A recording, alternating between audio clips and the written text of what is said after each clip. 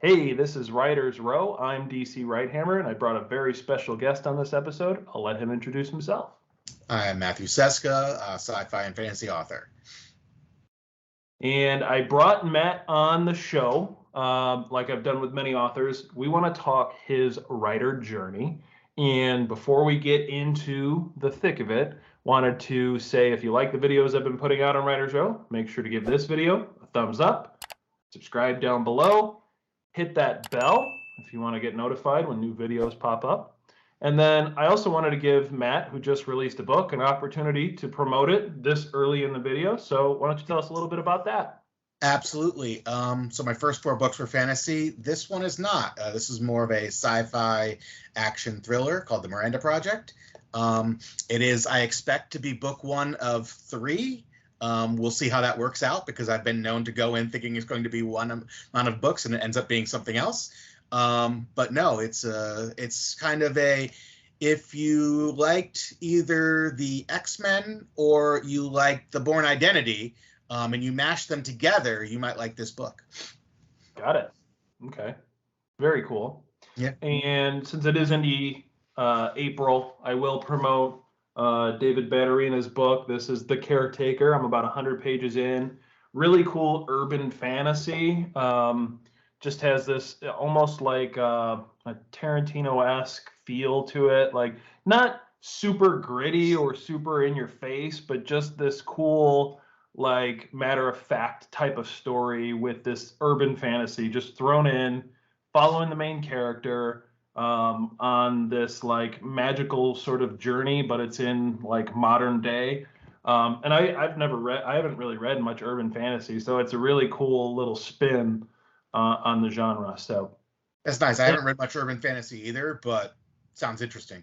well, links will be in the description for anyone viewing and for you as well, Matt. And your link will be in there as well. So people need to go pick up those copies, support uh, Indie April. So my series is Writer's Journey.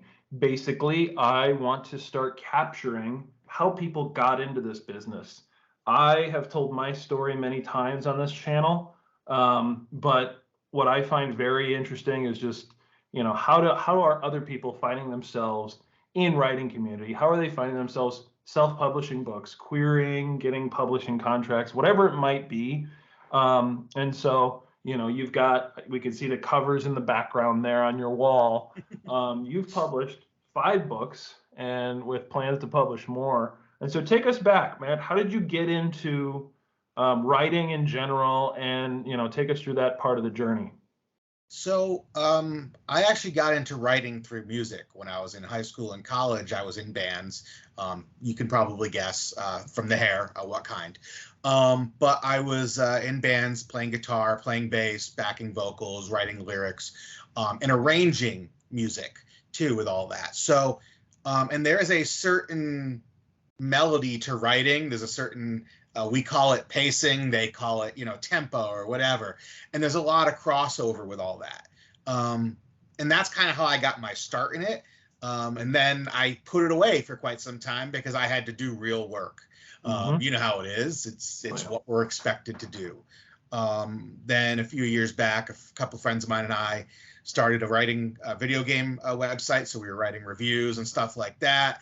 And I had always been doing like Dungeons and Dragons and stuff on the side. And my wife at the time, it says like, you should write books. And I was like, no, I can't do that. And then our divorce happened and I started writing as therapy. And the result of that was my first book, The Stairs of the Woods. Okay. So that's kind of how I got here. It was a strange journey. It wasn't intended. But I think I was 40 before I decided I knew what I wanted to be when I grew up, and this is it. Got it. Yeah. So there, I think there's a little bit of a leap there, though. I do definitely see. I play drums for fun. I can't actually read music, but I love playing drums. And I get it. There's a creative stimulation that happens when you're either writing music or writing a song. But writing even lyrics for even a whole album, you're writing, some verses, choruses that tend to repeat, but you're not writing tens of thousands of words. So how do we make that leap? How did you go from writing music? You talked about the video game reviews a little bit, but now you're writing some heavy fantasy, some, science fiction. How do we make that leap? Not really sure. I'm going to blame the ADHD and the hyperfocus on it. Okay. There comes a point when you just sit down and you just go, and unless somebody walks in and interrupts you, you don't stop. And that's how I get sometimes. Good luck if somebody doesn't interrupt me, even just to ask what's for dinner. I'm done. I can't get back into it. So that's kind of how my brain works with it. And there's certainly a storytelling aspect to music with that regard. I mean, Dylan is a storyteller as much as he is a singer with his songs, for instance. Right. So it really kind of depends. Obviously, it's definitely, you're stretching out very much compared to that compact, 4-minute song. But conceptually, there's a lot of ideas that are similar, especially when it comes to signature changes, timing, pacing, all that stuff. That just you learn from one and you kind of extrapolate it and add it to the other, and it works on some. And the video game website thing, I was the guy writing the 5,000 word reviews, so I mean, yeah, I wasn't writing the three paragraph ones. You're writing a 5,000 word review for a game that only took 2 hours to beat. No. No. I left those games for other people. I was the one that was playing the 40-hour ones. There you go. Yeah, you were playing the Skyrims and the Mass Effect and those, Dark Souls and different things like that. No, that makes sense. And I think you probably revealed one of the key ingredients. And I think it is, like you were talking about, turmoil or trauma happening in your life. Yeah. Like writing songs scratches that itch to some extent because you're creating melody, you're mixing, you're doing different things with music, and it scratches that itch somewhat. But, I have talked many times on this channel, having a near-death experience and then the existential crises, like literally the definition of existential crises that I went into after that. I needed an escape. I needed a safe place where I could express my thoughts in a safe way.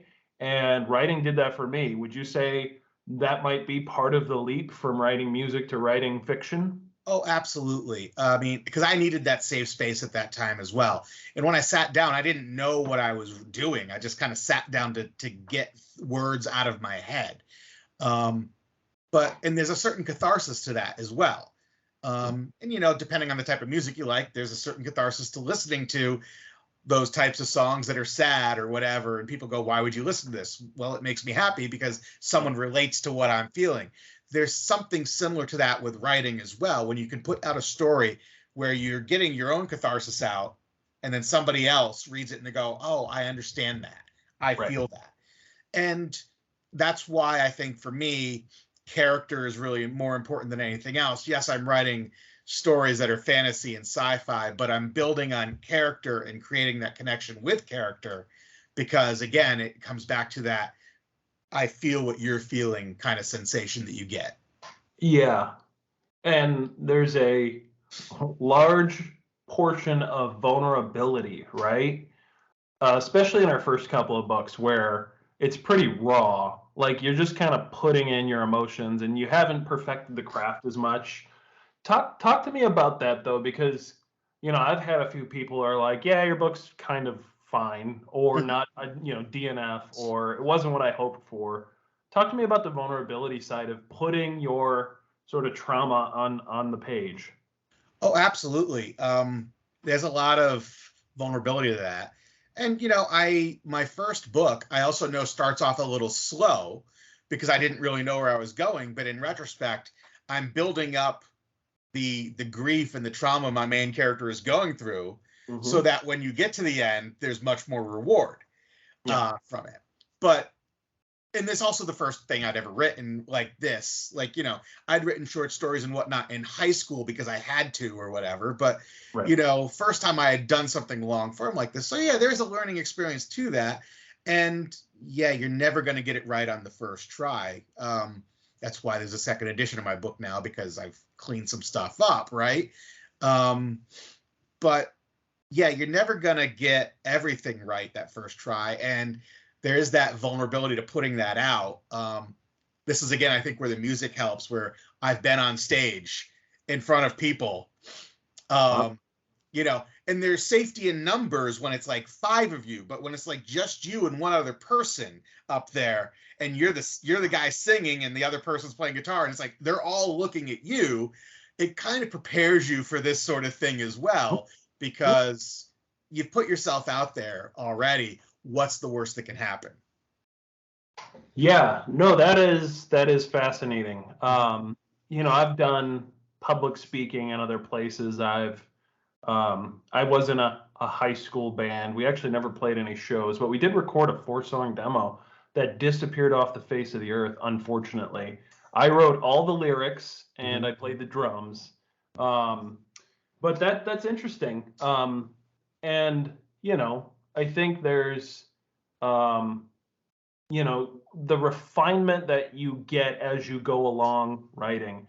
I've seen that in my writing. I actually just pulled up an 80,000 words sci-fi story that I had to throw away because it was really me saying I need to write something different than my series. And so I got into this book, and it was really just um, trying to put distance between me and my series, and it was just pretty bad writing. And so, what I've noticed in your rise as an author is that you steadily put out, 5 books over the last three years or so. How have you been able to keep that type of output? And has there been any like things in between that you started and stopped? I've got one in the drawer that I realized that I was not the right person to tell that story. Okay. And it's one of those ones where it was actually what I was working on after my first book, The Stairs in the Woods. And I got about 17,000 words in, and I'm like, this is going nowhere. I like the premise, but I'm maybe not the right person for this. And that's when I started writing the Forbidden Scrolls trilogy. And that felt more like home. But I also had some of those characters kicking around in my head for a very long time. It was the natural kind of jumping off place to go next, I think. And that falls back under the whole I've been doing D&D for a long time. I had prepped a game that never went anywhere, and the main character and the main villain were supposed to be a part of that. So they've been kicking around in here for 15 years at that point, and I was like, let's see where that goes. And it was a completely different process than my first book. And it was a completely different process than the project in the middle that's in a drawer somewhere that will never speak up again. Okay. And even still, between books 1, 2, and 3, I can see my improvement in my own writing as I go. Because the more you put into it, just like anything else, the more you practice something, the better you're going to get at it. But yeah, so it's really just the one. And then the Miranda Project, the one that just came out, I actually started writing between books 2 and 3 because book 2 was in editing, and I didn't want to start writing book 3 if I had to change anything in book 2. Sure. That's kind of how the one I'm working on now came about. Is Miranda Project was in editing, and I didn't want to start working on book 2 if I had to make changes. Okay. And so how have you been able to, I guess, I wrote 2 books, and I got through a lot of the trauma I put on the page, and I left book 2 in a place where I'm like, okay, I can breathe for a minute. And breathing for a minute has been over 3 years. So how have you been able to, consistently put out books every, what it seems like every, 8 months or so? It's about a year usually. Okay. Actually, the space between books 2 and 3 in my trilogy was actually a little longer than normal, because it was the middle of the pandemic, and Yep. I got pretty depressed during all that. So I mean, Sure. it was not the time to be writing a dark story as well on top of all that. So yeah, it's about every year I put one out. This one, it seems like it's faster because I put my last one out in September, and this is April. Yep. But it's about one a year. And it's been just, I've also been lucky enough to have jobs where when there's nothing to do, they don't mind me pulling out my laptop and working. Okay. So I am lucky in that regard. I know that because I am not a night writer. I am a daytime writer. My best hours are between like 10 and 3, which is hilarious because I'm a night owl, but that's not the time that I write well. But yeah, so some of that has been luck of having some jobs that just work really well with what I want to do, because I can still do what I need to do. But if there's nobody walking through the door, do what you want to do, sort of thing. So that works out very well for me.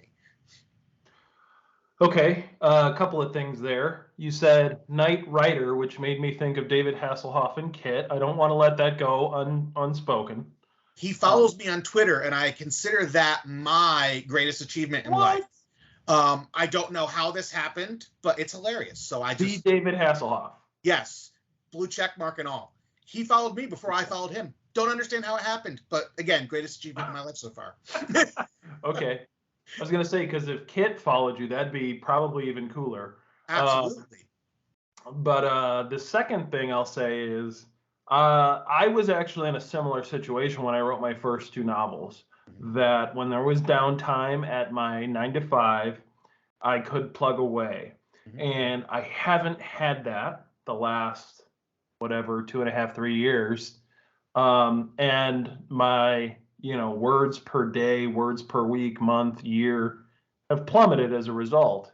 And I have an idea of doing a show on that specific concept, that, there are golden handcuffs where you have to do the things to make money and you can't do the things you want to do for fun that could potentially lead to money later. I just haven't gotten around to making that episode. But, I guess, you said you were talking about, like, earlier, I think before the show, finding time to write now. Is your job still conducive to writing, or where are you at now? Usually, it's been busier the last couple of months, so it's been more difficult. There's been a lot of turnover, so then you get shuffled around, and you just got to do what you have to do to make the day go by without anything falling apart, basically, at work. So that's kind of how it's just been. I assume once things settle down, I'll be able to get back to what my normal patterns of being able to put out 1,000 or so words a day while I'm on the clock, which is good, because this is not something I want to do as a side hustle. This is what I want to do long term, but you have to do it as a side hustle in order to get there. That's just the realities of the world we live in right now. Yeah, I always say, you want to get the boat close to the dock before you make the leap. You don't want to end up jumping into the water and floundering and trying to be a full-time writer when that isn't going to provide. And there's the whole movement. We did a video on it probably 2 years ago now, on 20 books to 50K. So there is some science, if you will, data behind it.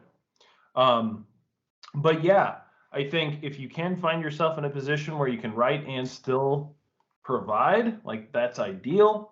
If you can only write and provide, that's the dream, right? That's what we're trying to do here. And so, that all being said, it's pretty impressive. You've been able to pump out 5 books with more in mind, given everything, gestures vaguely, so really appreciate that, and appreciate you coming on the show. You want to go ahead and pitch that book one more time before we wrap it up? Absolutely. That is The Miranda Project by Matt Cesca. A little higher, because that's a cool cover. Thank you. My cover artist, Richard Chapman, does fantastic work. He's done all of my books so far. But yeah, my new book, The Miranda Project, came out earlier in April, just in time for Indie April. So definitely check it out. Link in the description down below. Thanks everyone who's watched this long. Thank you again, Matt. And we will catch you all next time.